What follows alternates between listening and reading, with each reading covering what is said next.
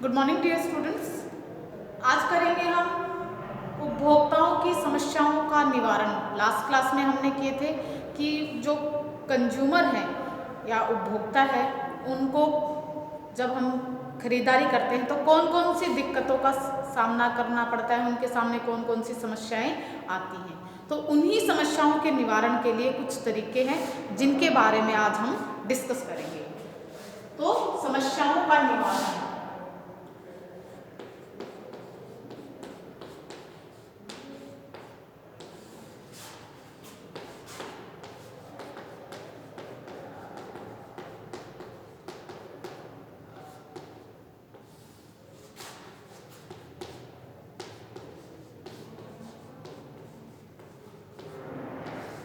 उपभोक्ताओं की समस्याओं का निवारण।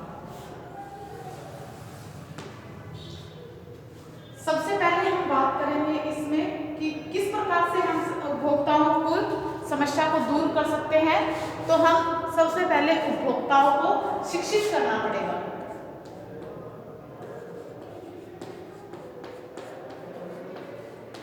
उपभोक्ता को शिक्षित करना,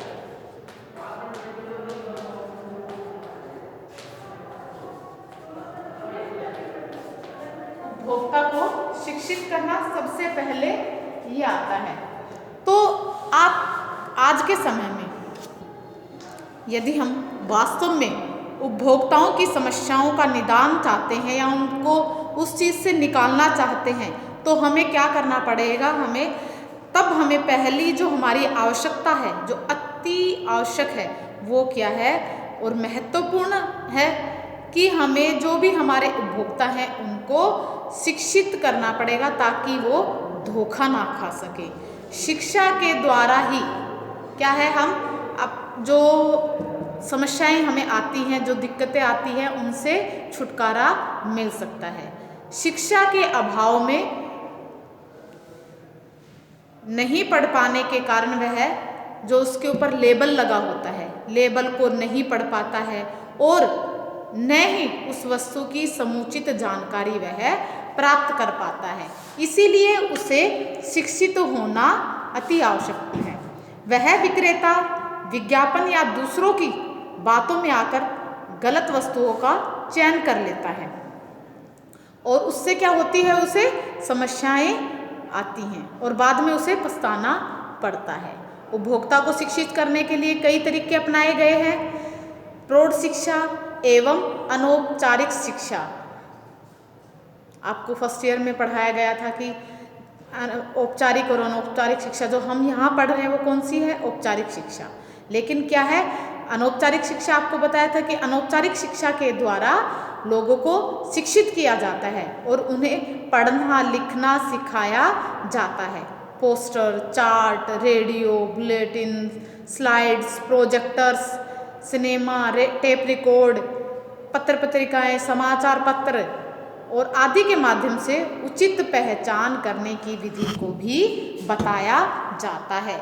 तो यह काम सूचना विभाग वाले कर सकते हैं। जो क्या है, उपभोक्ताओं को शिक्षित करने का काम कौन कर सकता है, जो सूचना विभाग डिपार्टमेंट है वह ये काम कर सकता है। दूसरी जो हमारी उपभोक्ता की समस्या है वो है सही विज्ञापन।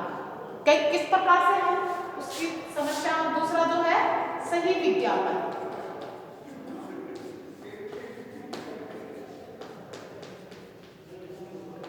सही विज्ञापन के द्वारा जब कभी भी किसी भी वस्तु की प्रचार प्रसार में विज्ञापन का सहारा लिया जाता है तो उत्पादक को निष्ठापूर्वक एवं पूरी ईमानदारी से संपूर्ण बातों की जानकारी उपभोक्ताओं को विज्ञापन के माध्यम से पहुंचानी चाहिए।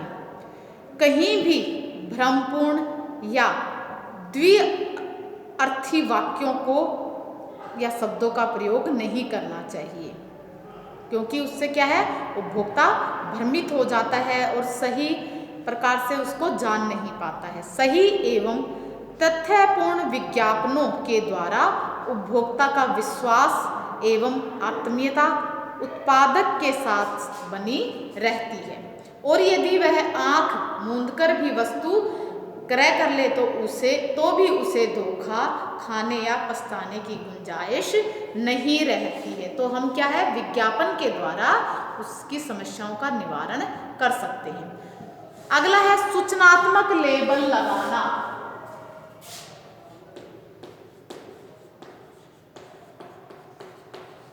सूचनात्मक लेबल लगाना।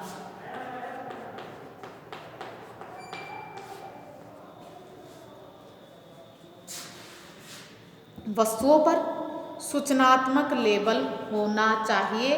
लेबल पर सभी बातें अंकित होनी चाहिए और साफ साफ अक्षरों में लिखी होनी चाहिए। इनकी रख रखाव, सफाई धुलाई और उनके संचयन, संरक्षण आदि के तरीकों के बारे में भी बताना चाहिए। उपयोग की विधि, उसके अंदर सामग्री, ये सारी चीज़ें उसके ऊपर संक्षिप्त रूप से लेबल के ऊपर लगी होनी चाहिए।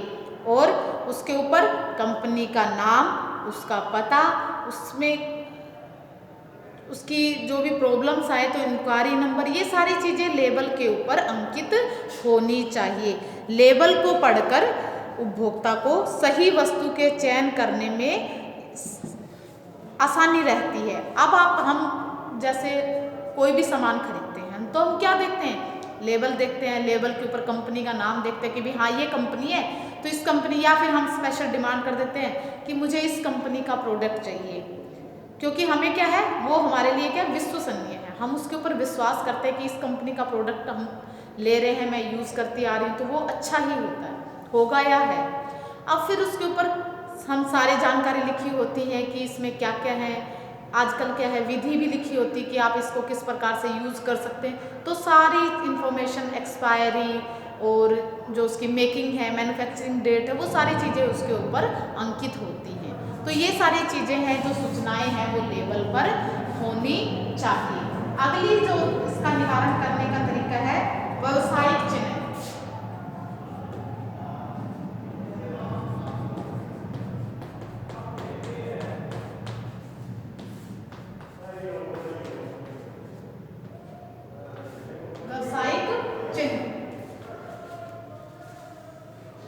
वस्तुओं के प्रमाणीकरण के लिए सरकार एवं उत्पादकों या निर्माताओं दोनों को ही ध्यान देना अति आवश्यक है। क्रेता के सामने विभिन्न प्रकार की वस्तुएं उपलब्ध रहती हैं। बहुत सारी मार्केट में आजकल आप देखते हो कई प्रकार की वस्तुएं होती हैं। यदि उन पर प्रमाणिक चिन्ह छपा रहे तो उस वस्तु के चयन में हमें इजी होता है। जैसे कि अभी मैंने आपको बताया कि हम किसी कंपनी पे विश्वास करते हैं तो हम क्या करते हैं, जाते ही बोल देते हैं कि भाई इस कंपनी का मुझे प्रोडक्ट दे दो, क्योंकि हमें क्या है, उसके ऊपर विश्वास है। तो इसी प्रकार क्या होना चाहिए, प्रमाणिक व्यावसायिक चिन्ह होना चाहिए ताकि हम उसमें कंफ्यूजन ना हो। विक्रेता प्रमापीकरण के चिन्ह का उपयोग करके अपना विक्रय बढ़ा सकता है, वह विक्रय बढ़ा सकता है। साथ ही क्रेता को भी चयन करने में सुविधा रहती है, उसे निर्णय लेने में अधिक समय नहीं लेता है। अदरवाइज जैसे कि कई बार होता है कि आप जो कंपनी मांगते हैं उस कंपनी का प्रोडक्ट नहीं मिलता, तो हम क्या करते हैं, काफ़ी फिर वो कहते हैं कि ये है जी, ये है, उसके जगह आप ये ले लो, तो हम उसमें कंफ्यूज हो जाते हैं कि लें या नहीं लेंगे तो कई बार क्या खराब ना निकल जाए, पैसे वेस्ट हो जाएं। तो इस प्रकार से क्या है, हम कंफ्यूज हो जाते हैं। और अगर हमने जो चीज़ का यूज़ करते आ रहे हैं, जिन पर हमें विश्वास है, तो हम आँख मूंद के भी क्या करते हैं, हाँ भी वो चीज़ दे दे तो बिल्कुल सही होगी, तो हम मांग लेते हैं, वो हम उसको यूज़ करते रहते हैं। तो उसे हमें ज़्यादा डर वाली बात नहीं होती है। तो प्रमापीकरण से क्रेता एवं विक्रेता दोनों ही धन की बचत कर सकते हैं। झूठे विज्ञापन, गलत प्रस्तुतिकरण, आकर्षक पैकिंग आदि की जरूरत महसूस होती, क्योंकि क्रेता विश्वसनीय मार्क को देखते ही वस्तु की गुणवत्ता को बेफिक्र होकर खरीद लेता है, उसे ज़्यादा दिक्कत नहीं होती है। अब है अगला जो है उपभोक्ता संघ।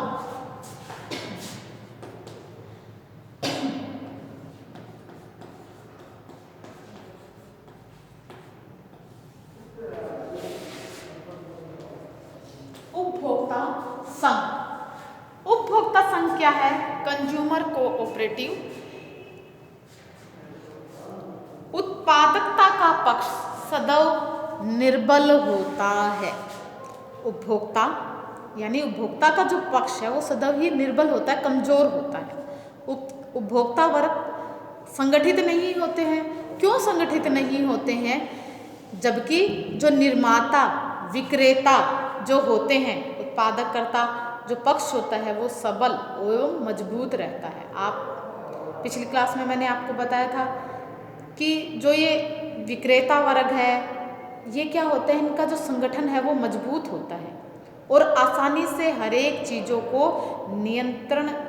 पर नियंत्रण पा लेते हैं और वह वस्तु के मूल्य से संबंधित हो या फिर बिक्री की पद्धति हो या वस्तु की निम्न गुणवत्ता की हो अथवा अन्य कोई भी हो, वो सभी आपस में क्या कर लेते हैं, समझौता कर लेते हैं। उत्पादक अक्सर उपभोक्ता को धोखा दे देते हैं और इसलिए उपभोक्ता की समस्याओं को समझने के लिए, उनकी समस्याओं को सुलझाने के लिए अखिल भारतीय उपभोक्ता संघ की स्थापना की गई।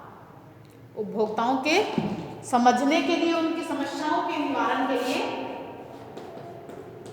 अखिल भारतीय उपभोक्ता संघ की स्थापना की गई। इस संघ की स्थापना की गई। इसका जो मुख्य उद्देश्य है वो उपभोग वस्तुओं के स्तर को सुधारना तथा उपभोक्ताओं के हितों की रक्षा करना है। कई शहरों में उपभोक्ता मंच भी कार्य कर रहे हैं। यहाँ उपभोक्ताओं की समस्याओं का समाधान भी किया जाता है। कुछ क्षेत्रों में उपभोक्ताओं को नुकसान होने पर उनकी क्षतिपूर्ति दिलाने का कार्य भी किया जाता है। आजकल आप देखते हैं कि कई बार क्या है, अगर मान लो कोई प्रोडक्ट है और आपकी स्किन पर वो कंपनी का, किसी भी कंपनी का प्रोडक्ट है या कोई दवाई है, मेडिसिन्स वगैरह है, अगर आपको कहीं भी आपके पास उसका बिल है, इसीलिए कहते हैं कि बिल होना चाहिए। अगर आपके पास बिल है तो आप क्या है, उस कंपनी पर क्लेम कर सकते हैं कि मुझे ये मेरी प्रॉब्लम, इन दवाइयों से मुझे ये साइड इफ़ेक्ट हुए हैं, मुझे इनके एवज़ में अपना भुगतान चाहिए, मुझे इसकी राशि चाहिए। तो हमें क्या है, उसकी क्षतिपूर्ति दिलाने का जो काम है वो ये संघ करते हैं, या कुछ जो छोटे छोटे जो संस्थाएं बनी हुई हैं वो उपभोक्ताओं के संरक्षण का कार्य करते हैं। उपभोक्ता न्यायालय में उपभोक्ता की समस्याओं का निपटारा अति शीघ्रता से किया जाता है ताकि उपभोक्ता हतोत्साहित नहीं हो और सरकार उसका मनोबल न टूटे, क्योंकि अगर एक बार न्याय नहीं मिलेगा तो वह क्या हो जाएगा, उससे नाराज हो जाता है या फिर वह दोबारा उसका केस करने का, ये वो सोचते भी नहीं कि एक बार में ही नहीं हुआ तो अब अगली बार क्या होगा। तो सरकार ने उपभोक्ताओं के, उत्पादकों, विक्रेताओं के शोषण से बचाने के लिए कई प्रकार के ठोस कदम उठाए हैं। कुछ इस प्रकार से हैं, उनमें हम बात करते हैं कि उचित दर की दुकानें खोलना। इसके लिए उन्होंने कार्य किया है कि उचित दर की दुकानें खोलना सरकार के द्वारा, जहाँ पर उनके रेट फिक्स होते हैं उनमें रेट की बढ़ने की गुंजाइश नहीं होती। सरकार के द्वारा वो रेट फिक्स किए होते हैं, दुकानदार उसको नहीं बढ़ा सकते हैं। उपभोक्ता को उत्तम गुणवत्ता वाली, उत्तम कोटि की वस्तुएं प्राप्त हो, उसके लिए कानून बनाया जाता है। अभी पीछे आपने देखा था कि मैगी बंद हुई थी, वो क्या कारण था? यही कारण था कि उससे उपभोक्ताओं को नुकसान हो रहा था, उनके स्वास्थ्य के साथ खिलवाड़ हो रही थी, तो उसमें क्या है, उसको बैन कर दिया था। तो उसके लिए कुछ स्टैंडर्ड्स निर्धारित किए गए थे, उन्हीं स्टैंडर्ड के आधार पर वो दोबारा, अगर वो उसको पूरा करते हैं स्टैंडर्ड्स को, उन स्टैंडर्ड को पूरा करके ही मैगी दोबारा मार्केट में आई। सही भार एवं माप हो, इसके लिए कानून बनाना।